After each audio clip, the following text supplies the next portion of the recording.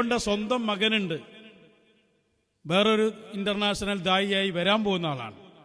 അയാൾ ഇതിനെക്കാട്ടി സ്ട്രോങ്ങാ, കടുത്ത വഹാബി. അവനെ കേന്നമുലെടുക്കും തോന്നുന്നില്ല, ചേകനൂരിൽ ഷേഖ് കൊണ്ടാക്കേണ്ടി വരും.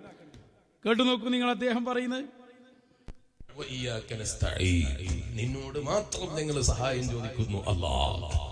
അപ്പൊ ചിലർക്കൊരു സംശയം, മഹാനായ മുഹീദ്ദീൻ ശൈഖ് അബ്ദുൽ ഖാദിർ ജീലാനി ഖദ്ദസല്ലാഹു സിർറഹുൽ അസീസ് തങ്ങളെ സ്മരിക്കുന്ന മാസമല്ലേ ഇപ്പൊ എല്ലാവരും. മുഹീദ്ദീൻ ശൈഖ് റളിയല്ലാഹു അൻഹുവിനെ മുൻനിർത്തിയിട്ട് ചോദിക്കുന്ന ഒരു സമയമല്ലേ.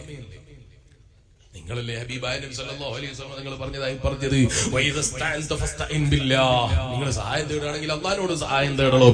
അതന്നെയല്ലേ ഖുർആനും പറഞ്ഞത്. പിന്നെന്തിനാ മുഹീദ്ദീൻ ശൈഖിനോട് ചോദിക്കുന്നത്? നമ്മളാരും മുഹീദ്ദീൻ ശൈഖ് റളിയല്ലാഹുവിനോട് ചോദിക്കാറില്ല, ഒരു ബദരീകളോടും ചോദിക്കാറില്ല, ഒരു നേതാക്കളോടും ചോദിക്കാറില്ല. അതിന് ഏറ്റവും വലിയ തെളിവല്ലേ ദുആ തുടങ്ങുമ്പോൾ തന്നെ എങ്ങനെയാ തുടങ്ങുന്നത്? അൽഹംദുലില്ലാഹി റബ്ബിൽ ആലമീൻ. ദുആ തുടങ്ങുമ്പോൾ അൽഹംദുലില്ലാഹി റബ്ബിൽ ആലമീൻ എന്നതുകൊണ്ട് പിന്നെ അമ്പിയാ ഔലിയാക്കളോട് തേടുന്നില്ല എന്നാ.